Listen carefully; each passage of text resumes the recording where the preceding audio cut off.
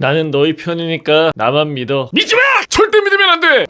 그러니까 보내주신 사연이고요. 안녕하세요. 효라선님 군생활하면서 엄청 잘 챙겨봤습니다. 우선 저는 24년 군번으로 얼마 전에 전역을 했습니다. 올해 전역했겠죠?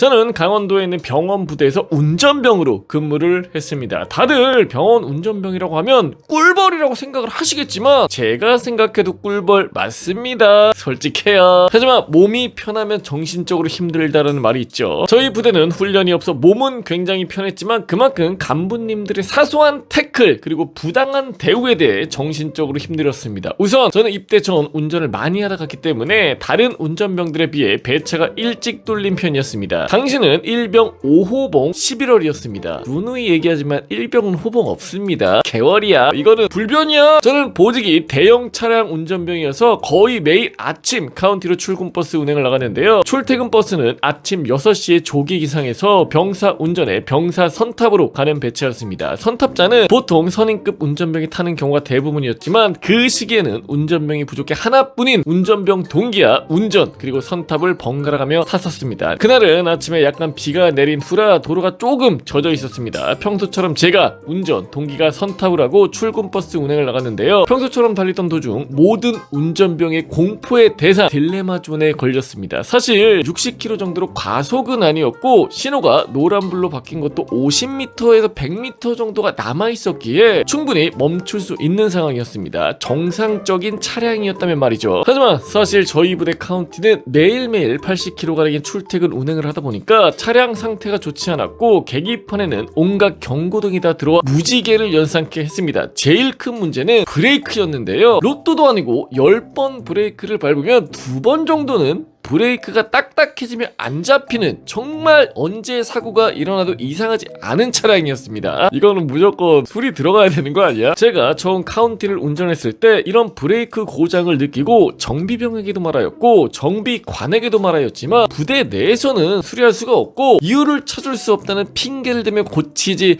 않았습니다. 매일매일 운행을 나가고 대체 차량이 없어 외부 정비소로 보내지도 않았고요. 그날도 신호등이 노란불로 바뀐 걸 보고 브레이크를 밟았으나 역시나 브레이크가 말을 듣지 않았습니다. 당황했지만 바로 엔진 브레이크를 걸었고 배기 브레이크까지 사용을 했습니다. 혹시 몰라 비상등까지 켰고요. 그렇게 제가 할 수 있는 모든 걸 다 했습니다. 하지만 신호는 빨간불로 바뀌었고 다행히 앞에 차량은 없었고 저는 못 멈출 것 같다는 판단을 하여 다시 악셀을 밟고 지나갔습니다. 지나가며 카메라가 번쩍 하는 것을 보고 이건 무조건 찍혔다 직감을 했습니다. 이거 운전하는 사람들은 그 느낌 알죠? 아, 잣됐구나. 하지만 저는 정말 할 수 있는 모든 걸 다 했고 옆에 타있던 동기도 상황을 다 알고 있기에 만약 딱지가 날라오더라도 당당하게 얘기를 해야겠다고 생각을 했습니다. 저희끼리 농담삼아 그때 멈추려면 진짜 문 열고 발로 직접 멈춰야 된다 라고까지도 했습니다. 그러니까 방법이 없었다는 거야. 뭐 다 해봤지만. 한 달 정도 지났을 무렵 출근버스 운행을 갔다 와서 남들보다 1시간 정도 늦게 일과를 시작을 했습니다. 차고지로 오니 중대에는 이미 소문이 다 났고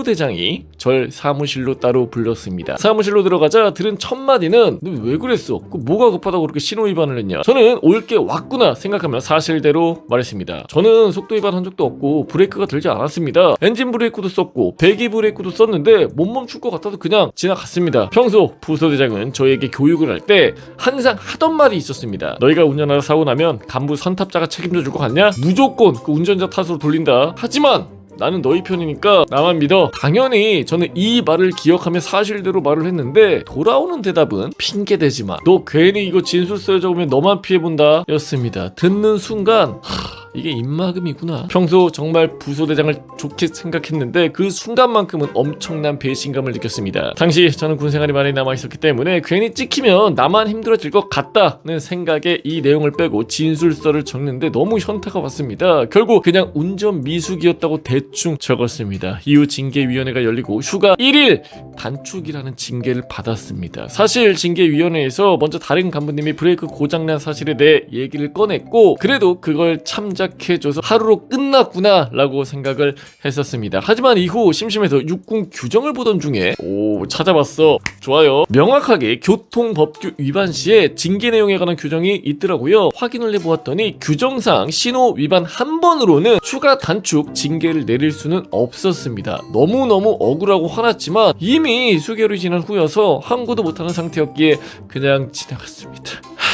저희 부대 무사고는 5,000일을 달성하였고 곧 6,000일을 앞두고 있습니다. 제가 있던 동안에도 사고가 한두 개가 아니었습니다. 예를 들면 주임원사가 음주운전 신고를 당한 채로 부대에 들어와 경찰이 쫓아온 적도 있었고 한심합니다. 선임이 후진을 하다가 다른 부대 차를 박아 문이 박살나는가 하면 부대 간부차와 부딪혀 범퍼가 떨어져 나간 적도 있습니다. 이랬는데도 무사고가 깨지지 않는 걸로 보아 5,000일이 넘는 기간 동안 얼마나 더 큰 사고들이 묻혔을지 모르겠습니다. 그럼에도 무사고가 깨지지 않았는데 참 무슨 의미가 있나 싶은 무사고 일수 아닌가 싶습니다. 사실 제가 이제 운전병들 이전에 인터뷰한 적이 있습니다만 무사고 뭐 몇백일 몇천일 아주 큰 되돌릴 수 없는 그런 사고가 났을 때 카운팅이 된다는 소리가 있어요. 물론 이제 부바부긴 하겠지만 그럼에도 불구하고 의미가 없다? 그거까지는 아닌 것 같고 적어도 어느 정도 경각심을 심어줄 수 있는 그런 느낌은 아닌가 싶습니다. 아무튼 지금도 현역에서 운전하시는 우리 운전병 분들 안전운행 하시기를 바라겠습니다. 충성! 이 강산은 내가 지키노라.